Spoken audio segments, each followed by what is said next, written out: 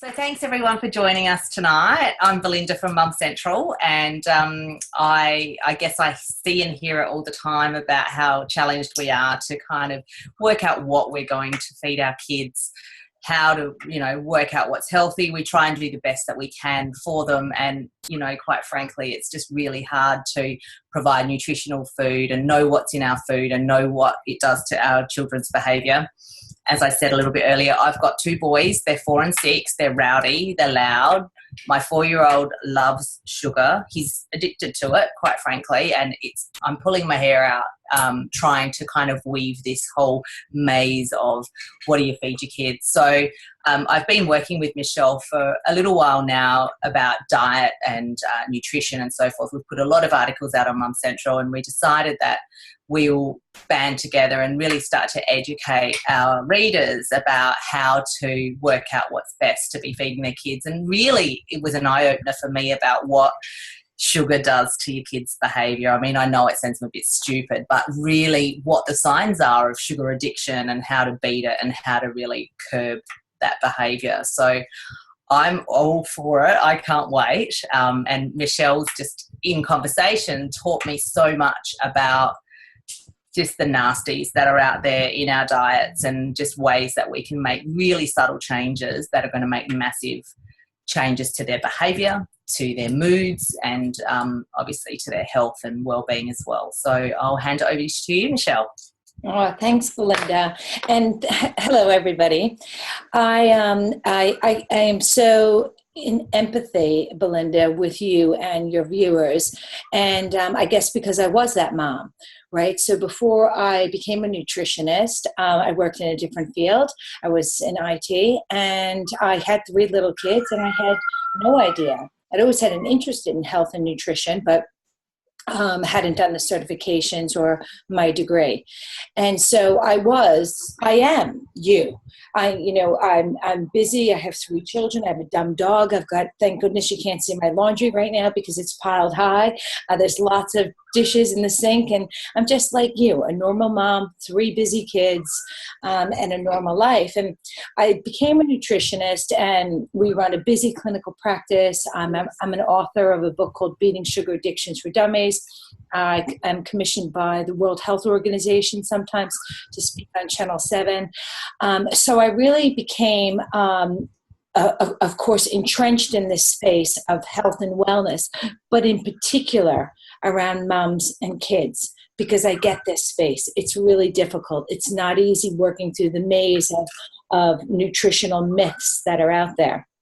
So I developed a program called Low Sugar Kids, and Belinda and I have been working on this, and we're really excited because this is our first rollout, and really want to just tonight go through a couple of the aspects of it, do a little bit of education, and then open the floor up to you because many of you have questions and need help. So the thing is about the program that I designed, when I designed this program, it was specifically, it's got to be easy, it's got to be accessible, and it can't be expensive, and it has to be tasty. Because if all those 3 things are included for a mom and a family, then they're done and they're repeatable. But if it's extreme, it's out the window. So, okay, so what's happening? So I'm going to flick on to some of this PowerPoint. And for those of you that aren't in front of a computer, I'll just explain what I've put on the screen. I've put on the screen a photo of a really angry looking monster with donut eyes and lolly's teeth and lollipops hanging out and jelly snakes and gummy bears and things like that are surrounding it. But really what this picture is depicting, this monster is angry, this monster is sweaty, this monster is miserable. And to me, it's just a fun slide to depict what happens to not only our children, but even to us when we're consuming foods that have a lot of hidden sugars. And we have a lot of hidden sugars in things that we even think that are healthy. So, just to interrupt, you want to just pop that up on the screen now? So are you not seeing that, Belinda? Sorry. No, okay, that's all right. Let me just escape back. Oh, yes. So I just have to hit the share screen button.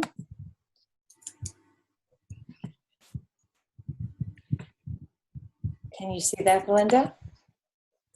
No. No. Okay, sorry.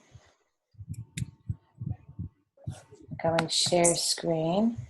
Bear with us, everybody, for technology. Okay. There we go. And if you're just on the phone, you'll be able to download this, as Belinda said, at another time. After this, Belinda's going to have it up on YouTube. So there you go. There's my sugar monster, right? Everything that I just said: sweaty, angry, miserable. And again, this is everything that happens to our children. Let's just go through a few other things that happen to our children.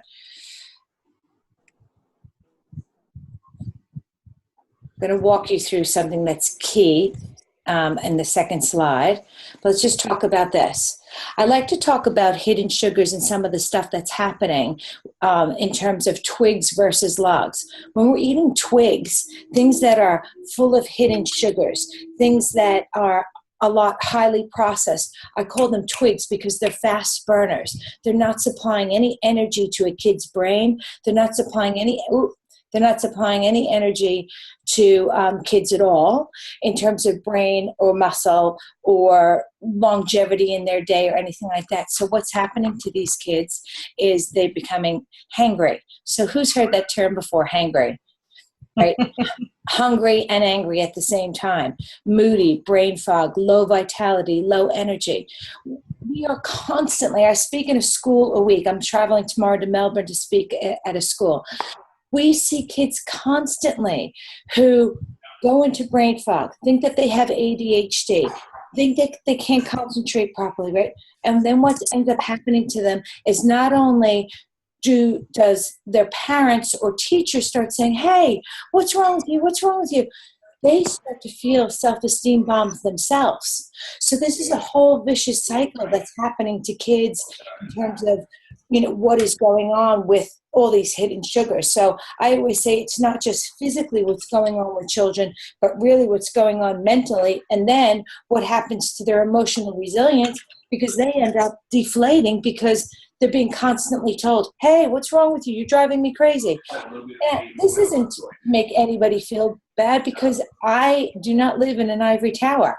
I was that person. I was that mom feeding my children lots and lots of hidden sugars. So let's just talk about one of the key components, something that I really want everybody to be aware of, right? We talk a lot about trying to eat whole, real food. But when we can't eat whole, real food, and we have to buy things out of packages, bags, and boxes, I want you to know one key bit of information. And that key bit of information is on this slide right here. But if you don't have this slide, just stay with me.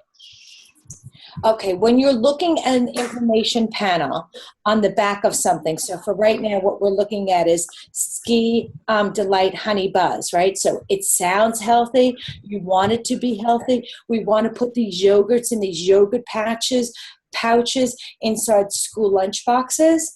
We want all of this. But let's get real to the real truths of what's happening. First of all, first step I want you to do every time you look at a label is read the ingredients. I always say, if you can pronounce it, if your mother can pronounce it, if your grandmother could pronounce it, then we're winning, right? Because it sounds like something that is not from a factory or from a chemical processing. If it sounds like it's from a chemical or chemical processing, then it probably is. So first of all, read the label. If sugar or honey or glucose or high fructose syrup appear in the first 5 ingredients, it should send up a little yellow flag to you to go, oh, gee, maybe there's a fair amount of sugar in this. But 1, read the ingredient. Number 2, have a look at the serving size of something that you're giving yourself or your children, right? So in this instance, on the Honey Buzz yogurt, look at the serving size. Right now, we're looking at servings per package 2. The serving sizes, they're talking about 1 tub of yogurt. So if you can see me, I'm holding up that tub of yogurt, right? Okay. Then all I want you to do is 3 simple steps. Third step, go to sugar grams, look at the number, and divide by 4. Right? When you divide, in this instance, 30 grams of sugar divided by 4 is 7. Now, this is where I normally take my sugar container, which is sitting over there on the floor, and I hold it up and I said, would you take 7 teaspoons of this sugar, this white sugar, and would you put it in here? Would you fill it up with water, and would you drink it? Those of you who can't see me, I'm holding up a Cocoa Puffs school canteen approved marketing on the back. Would you take 6 teaspoons of sugar, put it in this little tiny box container, and ask your children to drink it? Would you take this oat milk, which we think is healthy, right? This one's a strawberry oat milk, but let's say it was a honey milk, let's say it was a malt milk, right? And you look at it and you look at the serving size. There's more than 24 teaspoons of sugar in this. Now, is my concept taking the sugar grams and dividing by 4 a perfect science? It's not perfect, but it is close enough. Why I say it's not perfect is because there'll be some natural milk sugar in your yogurt. There'll be some natural milk sugars in this, but it is close enough, right? And in our program, and the more you watch our webinars, I'll take everybody a little bit deeper every time. I like to start with just some, wow, this is mind-blowing statistics that we're looking at, or mind-blowing information. And then every time I'll take the education a little bit deeper, okay? So read the ingredients, check out the serving size. Now, manufacturers are very, very good at giving a tiny, tiny serving size when it's really loaded with sugar. For example, if I was looking at Wheat Bix Honey Crunch right now, which Wheat Bix, right, we want it to be good. We want Honey Crunch to be good. But if we look at the serving size, it's a serving size that would feed a bird, right? You show that to most kids and they go, yeah, I need 5 of those bowls. So just be aware. But, buyer beware. Look at the serving size. Read the ingredient, serving size, look at the sugar, divide by 4. Not a perfect science, but close enough. For those of you who can see me, I'm now holding up a Boost smoothie. And so I speak a lot at schools. I also speak a lot at corporates. So I like to do things real time with people. So recently I was doing a corporate presentation. Someone in the audience was having Boost juice. We like to think of smoothies as something wholesome and good. So I said, let's pull up the website real time. And let's do my little exercise that I ask everyone to do. Read the ingredients, look at the serving size, look at sugar. In this situation, there was no ingredients on the Boost. That was scary, number 1. Number 2, the serving size was 100 mils. Very, very small for a 650 mil container. Long story short, there's 22 teaspoons in this Boost juice, right? 22 teaspoons of added sugar. So I will say to parents, and I'll say to kids, after you have this, or after you have this, apricot bites, milk, flavored milks, flavored yogurts, there's a buzz, there's a wired kid, wired brains, snappy, moody, going, right? All these places. And then all of a sudden, 75 to 90 minutes later, there's a dip. The blood sugar dips off. And this is where you get really moody, really cranky, really sometimes incredibly hungry kids because their blood sugar has swung up really high and then swung down.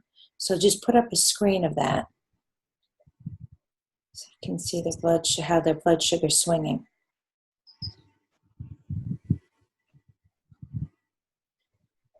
Right? So just looking at the blood sugar swing. Belinda, can you see that screen? Yep. Yeah, great. Okay. So children's blood sugars are swinging all the time. So I'll get parents that will say to me, my child is on such a mood swing. And after I start to explain, let's look at how to read a label and get an understanding of what is in your child's food. And I'll say, do you think they're on a mood swing, or do you think that they're just on a sugar swing? So that is the fundamental foundation of what I want everybody to know. I work a lot with Jamie Oliver, and I work with Damon, who produced That Sugar film. I'm their sugar nutrition. I am their expert on their sugar panels all the time. And I disagree with them about one thing. I really love working with them both. But I do not believe that we need a sugar tax in Australia, because what I believe is if everybody just understood, if they picked up a processed food and they could see how much sugar was in a product, that would give them a general awareness. Because the reality is we're never going to not have sugar, right? We're going to have some sugar. We're not looking for perfection as moms and dads. We're just looking to lower our sugar content and be aware, be nutritionally armed. Where I always say to people now, you're armed and dangerous. So the one rule of thumb, divide by 4. Okay, so some of the other things that I want to talk to you about is I just want to show you a couple more things on the screen, just buyer beware, right? So here we have something, I'm holding up a muesli bar, an almond and apricot, go natural. Just beware of these things, again, that we think are perceived as being really healthy. So this little apricot bites, if I look at the sugar label on this, first of all, I read the ingredient, and I start to get really scared because I would eat 3 packs of these a day, and I would give my kids 3 packs of these a day, right? So this first ingredient is apricot, second ingredient is sugar, third ingredient is glucose syrup. Boing, that should raise the yellow flag, right? So then what do I say? Go to serving size. Well, this is a very small serving. So the servings per pack, it's just 1 pack that we're talking about. But the sugar is 18 grams. The rule of thumb, sugar, look at it, divide by 4. So I have 4 teaspoons, a little bit more than 4 teaspoons of sugar in this pack. Now here's the deal. The World Health Organization, not Michele Chevalley-Hedge, not the best nutritionist in the world, but the World Health Organization says for top mental health, for top hormone function, for top brain clarity, for top autoimmune conditions, for everything good in the body, the maximum amount of sugar we should be having per day is 6 teaspoons of added sugar. Yet most of our children are probably having about 40. And you can see how easy that can happen when something like this has 24 teaspoons. When something like a Boost juice or a smoothie that we get out has 22 teaspoons. So easy to see why we have a land of kids who are going crazy. It's not their fault. There's just a lot of hidden, and it's not your fault. Absolutely not your fault. We're just filled with a world and good marketing of what appears to be healthy isn't so healthy. Okay, so a couple of things that I want you to start thinking about, and we deliver lots and lots of recipes in our programs, and we'll continue to do lots of recipes, free recipes, but also there's tons in our program. But just some simple, silly little ideas. Okay, these types of crackers, right? Or just rice crackers in general, topped with things like nut butters, right? So I love Mavers, but it doesn't have to be Mavers. It could be any kind of almond spread, seed spread, chia seed spread. This is just a great snack, right, for kids. There's even one of these that tastes like Nutella, right? But it doesn't have any sugar in it. Or maybe it has 1 teaspoon for a pretty big serving. So these are the kinds of things that we recommend, because whilst I want people to make our simple recipes, I also understand that people are busy. So we're going to grab and go things. But if you look at these rice crackers, there's 0 sugar. If you look at a lot of these nut spreads, peanut butter, almond, hazelnut, cacao spreads, cacao hazelnut spreads, the ones that I'm recommending, 0 sugar or 1 teaspoon of sugar. Other things, people are always laughing at me because they say, Michele, you're the only nutritionist that really encourage us to eat. And I say, let's bring back the love of food. Let's get rid of this fear of food. We can eat if we just get rid of a lot of the hidden sugars, but we can eat things like this, like corn chips. Turn these into nachos for your children, right? So what's the ingredients on these? Some manufacturers are getting really smart these days, right? So it just says corn chips with natural beetroot, so the color looks good, but there's plain ones as well. It says no preservatives, gluten-free, but I read the ingredient. It says corn, beetroot, water, oil, salt. Is this perfect food? No. But is it pretty darn good? Yes. Will your kids like it? Yes. Is it great with guacamole, salsa, smothered in cheese, maybe a few black beans on the top? Fantastic, right? So I wanted to give you a taste of the type of nutritionist that I am. Our programs, our thought processes are all about not taking an extreme approach. It's about understanding really, really busy people and just starting to slowly educate you so that we can become healthier and our children can become happier. But it's not about extreme. Linda, I might pipe in and let you ask some questions.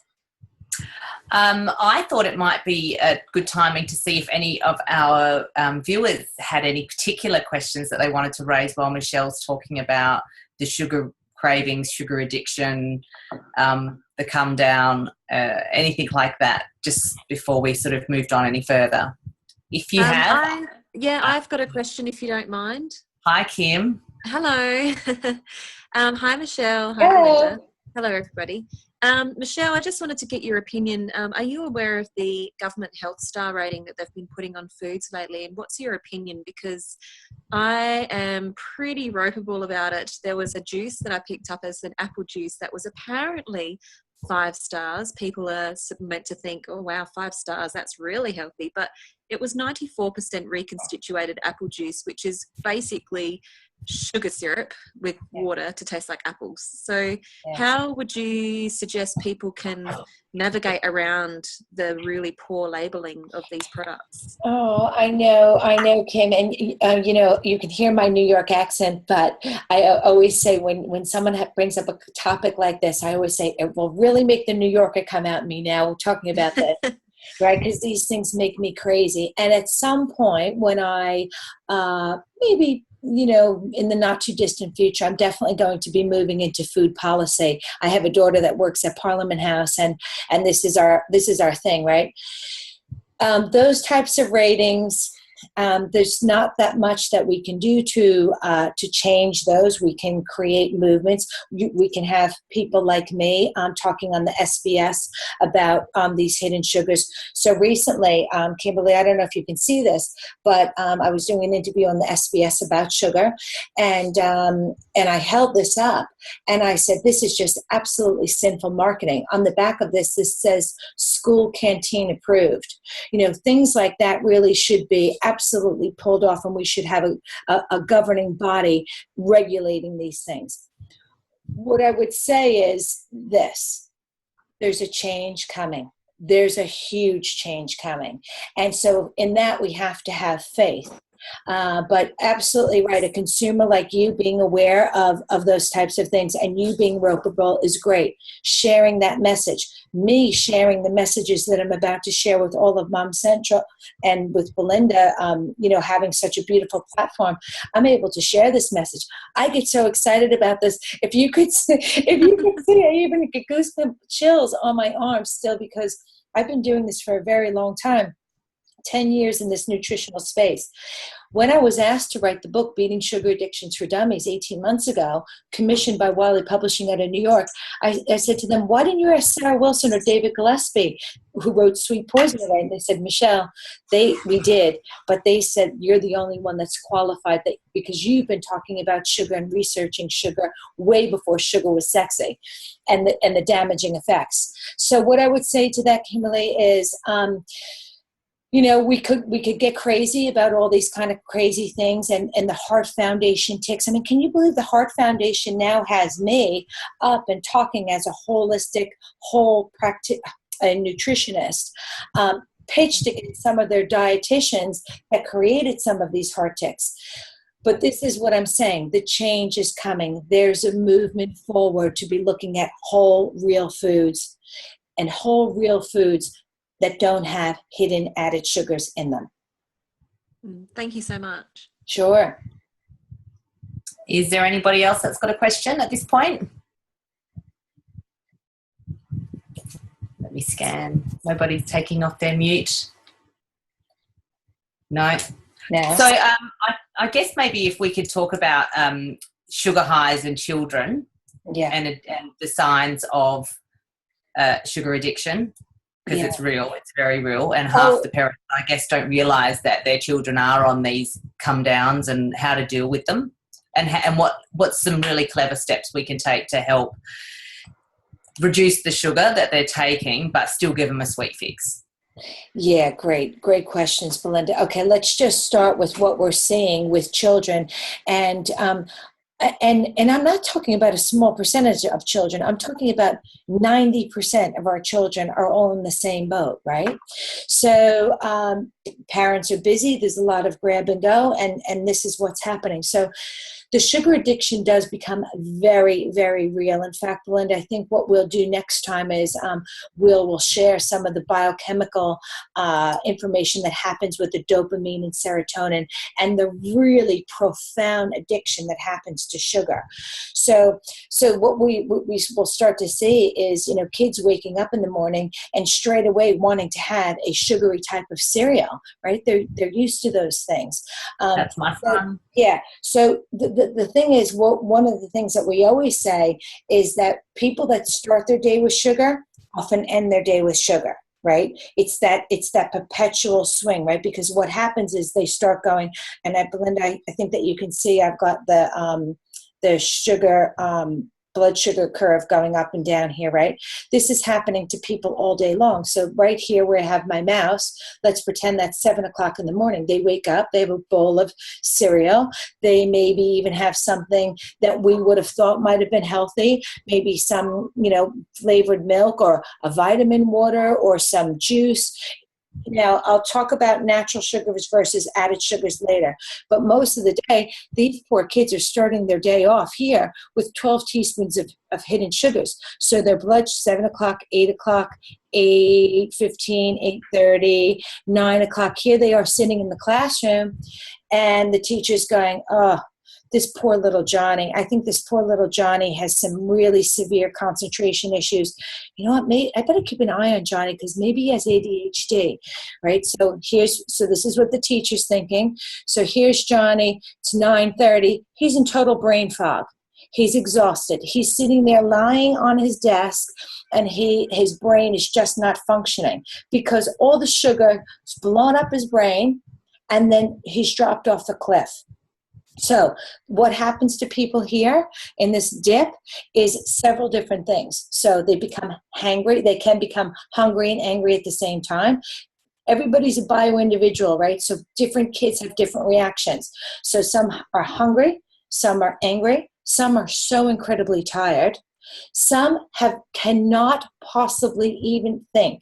So as a parent, we might be sitting there saying to them, and I want you to do this, and could you pick up your pants, and could you go get your runners from out the front door because you have sport after school.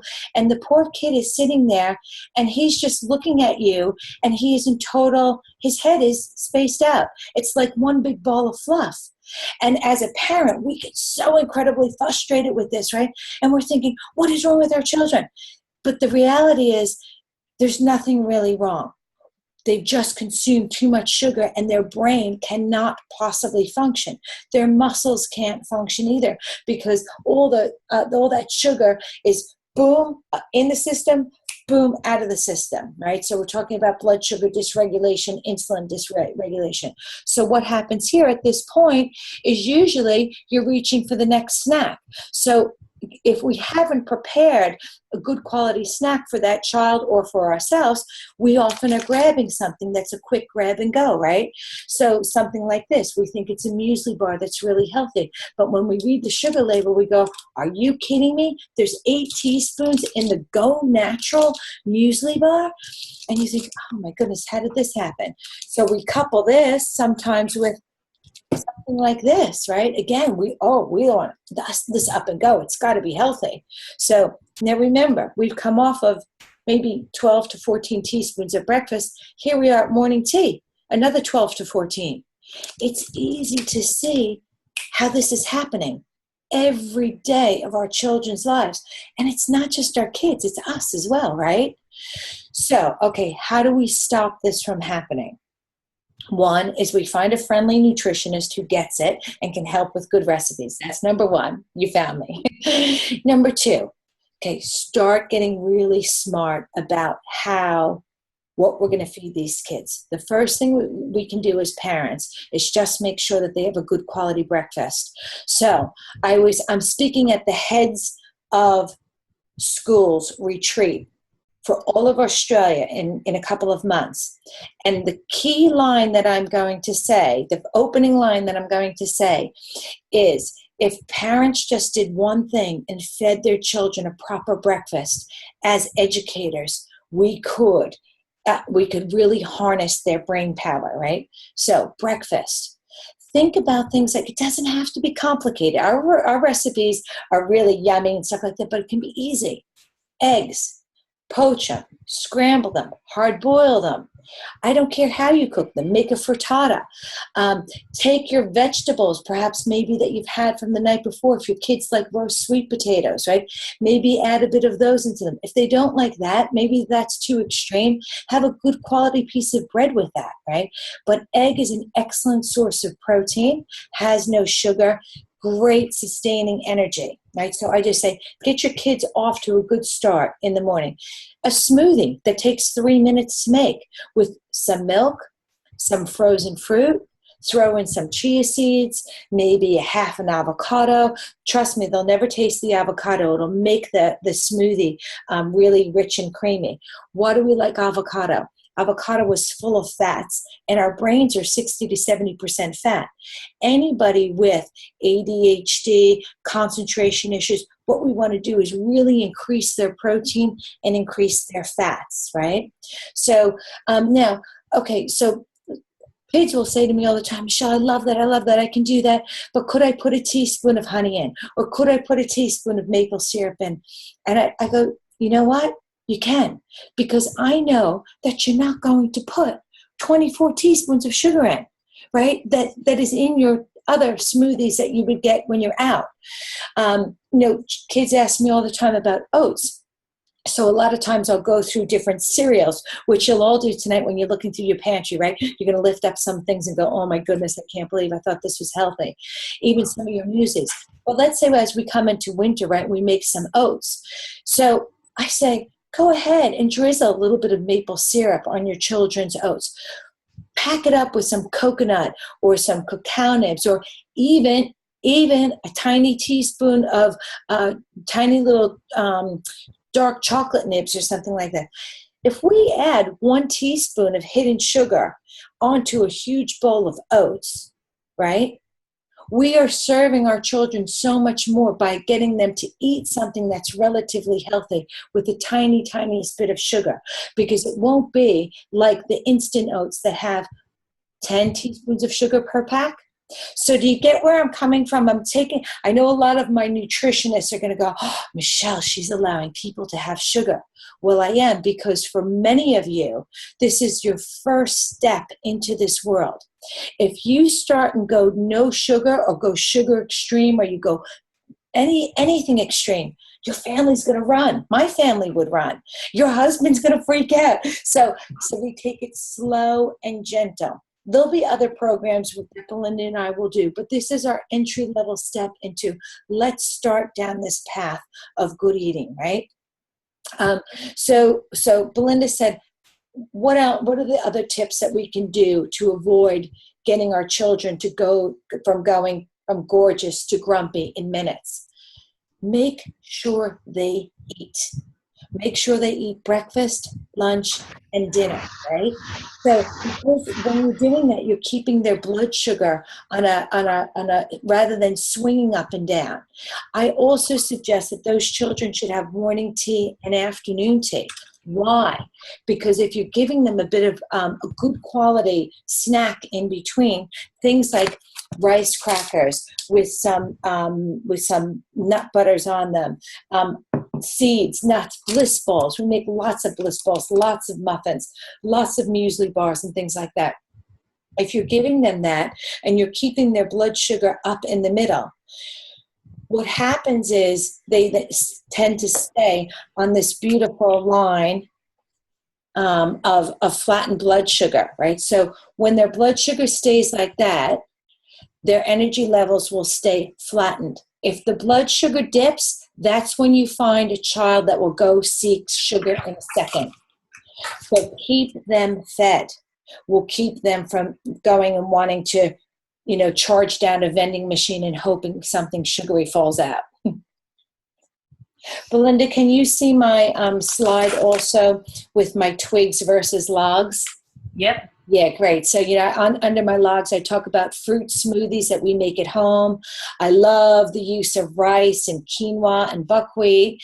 I'm not opposed to pastas or any of those types of things. I just have the better ones up there right now. Yogurts and yogurt pouches. Belinda and I wrote a great story for Belinda's blog. Maybe it will go up this week about crazy yogurt pouches. I mean, and these crazy yogurts are so full of sugar. So I have written to many of them. Oh, they all think I'm a crazy New Yorker. I've written to Ski. I've written to Boost Juice, and I said, come on, I want to support you.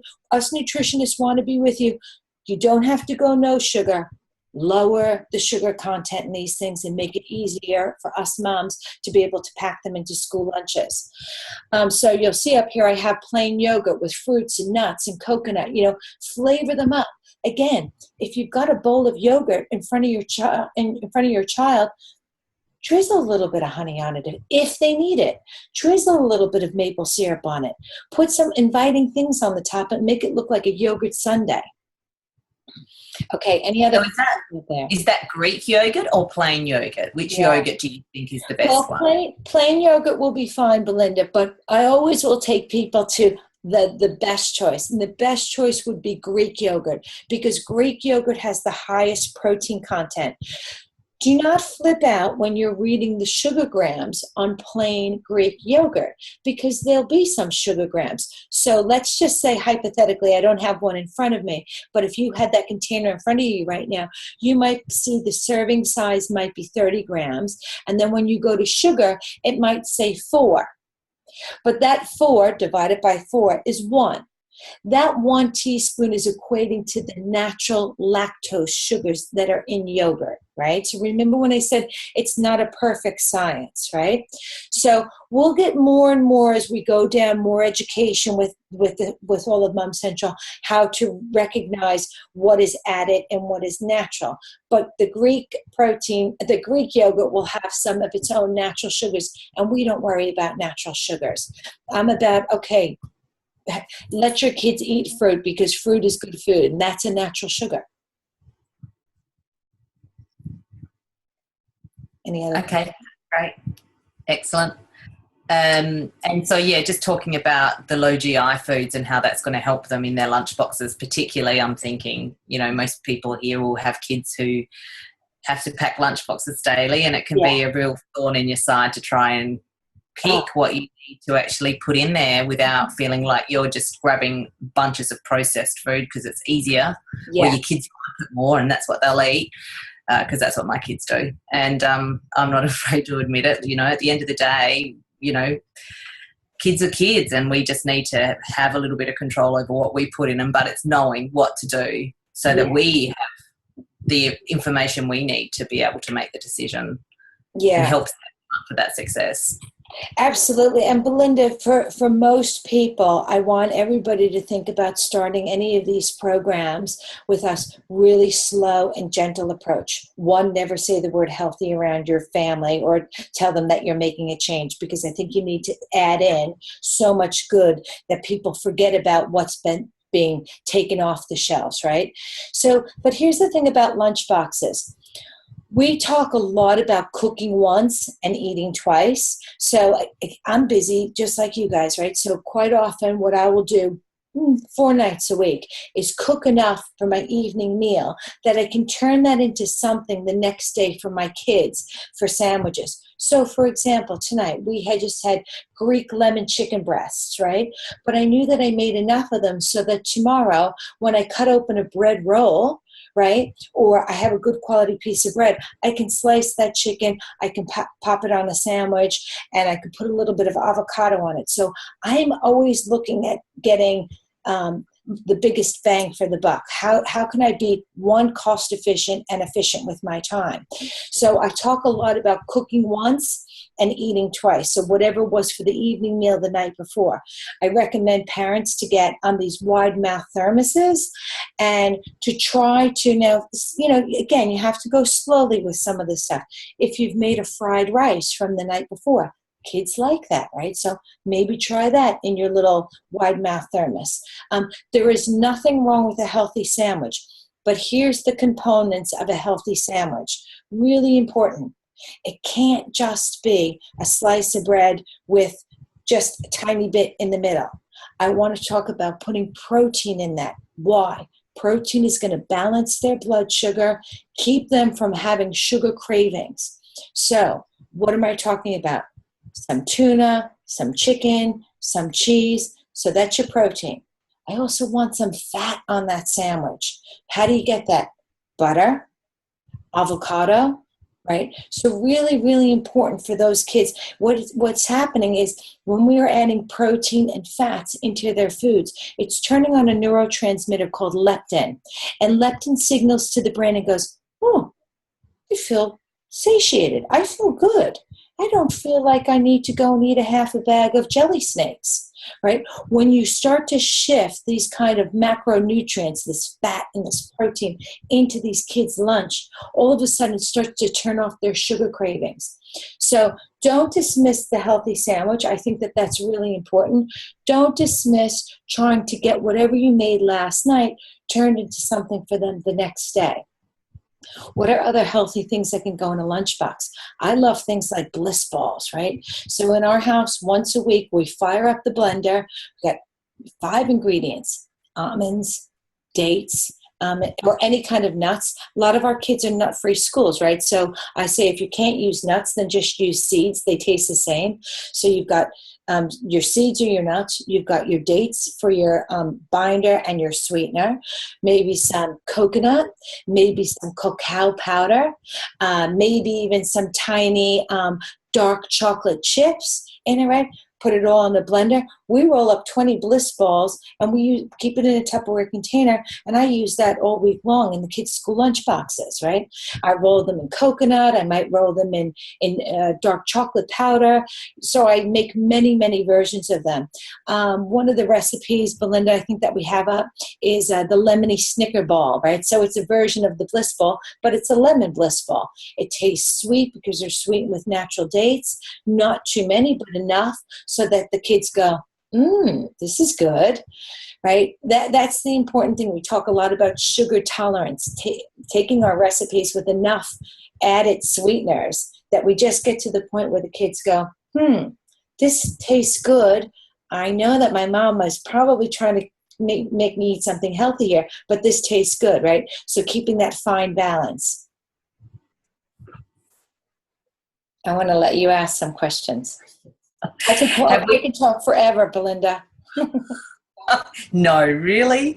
Okay, so does anybody in the audience have any questions for Michele? Just unmute yourself. Hi, Christy. Hi. I'm just wondering, Michele, I noticed that you've got gluten grains sitting there as a low glycemic food. I'm just wondering how gluten relates to glycemic control and why are non-gluten grains listed as preferable to gluten-containing grains for a low glycemic diet? Yeah, that's a great question. It wasn't necessarily. I just have non-glutinous grains up there because I love those, and they're probably, like, if I was to choose grains of optimal health, those would be the ones that I would pick for optimal health. But grains are fine unless people are having a problem with grains. So I wouldn't I need to take that off there. These grains are just good food. The ones that I always prefer most, though, would be brown rice, quinoa, and buckwheat. But I never, ever like to discriminate really against any foods unless somebody has an intolerance to that food. So, yeah, so sorry about that. I just have my favorite ones up there. Okay, thank you. Yeah. So at some point, Belinda and I will probably write a program where we do a program where it is for people that have gluten intolerances and dairy intolerances. We're seeing lots and lots of that. I have a very busy clinical practice, a couple of them around Sydney as well, and we see patients all the time, right? And there's a lot of kids suffering from dairy intolerances and gluten intolerances. But for the main purposes of the program that we're running for general purposes, I include all sorts of grains as well as all sorts of milks. Within our programs, though, we allow, so it's a month-long program that we run that people sign up for. We allow for personal nutrition advice. So if someone did have a child that had dairy intolerances, they can email us in and ask us for suggestions, or gluten intolerance. Awesome. Anybody else got a question? Don't be shy. Now's your chance. No? Okay. Back to you. So we're sitting at 50 minutes now. Did you want any final messages? Yes, I do. Of course I do, Belinda. I just wanted to say to everybody out there, this is Belinda and I's first time doing a webinar, and we hope to do them on a regular basis. So if you liked it, please tell some friends, because word of mouth is always the best thing. And also, if you have any suggestions and recommendations to us, please, I'm always open to thoughts on how to do things better. And what I would recommend to all of you is, why don't you try our Low Sugar Kids program? It's $79. It starts tomorrow. It runs for 4 weeks, and there's a money-back guarantee. So you get lots of recipes, lots of ideas, lots of education, and you get my team of nutritionists to be your go-to nutritionist for 4 weeks. So again, this is the first time we're rolling out Low Sugar Kids with Mom Central. I've run programs like these for many years, but there's a money back guarantee. So don't worry, you're not going to lose any money if you find it's not for you. So come along and join us. Comment please on our blogs and what we write about nutritionally. Tell me what you want more of. Tell me what you don't want, and reach out to me, because I always say this. All of you are not my interruption. You're my purpose. I love doing what I do. So ask me. I'm thrilled to be working with Belinda and Mom Central. So ask away, and thank you. Awesome. All right. Well, we're recording this, so I know some people have joined in late and some people had to leave early, and quite a few didn't turn up because we sent them on a wild goose chase getting here. So what we're going to do is we're going to upload it to our YouTube channel, and I will email you all with the link once it's up. Should be in the next day or so, and you can then share it around or watch it at your own leisure if there were pieces that you missed. Thank you very much. We would all, as Michele said, we'd love to hear what you'd like us to be presenting on. I really think these are a great way to have quite a intimate chat on topics that are really affecting you, or perhaps you don't have access to these services. And I think Michele's just so passionate about helping us to understand what we need to know about food and nutrition, and just helping us be good parents. We think we're doing the right thing, but we only know what we know, and we don't know what we don't know. And often these days the food companies are just bloody clever more than anything, and take us on a ride that can end up with quite disastrous results if we don't watch ourselves. So thank you again for joining. We hope you've enjoyed tonight, and I look forward to seeing you on here again in the near future. See you later. Thanks. Good night, everyone. See you later. Thanks, everyone.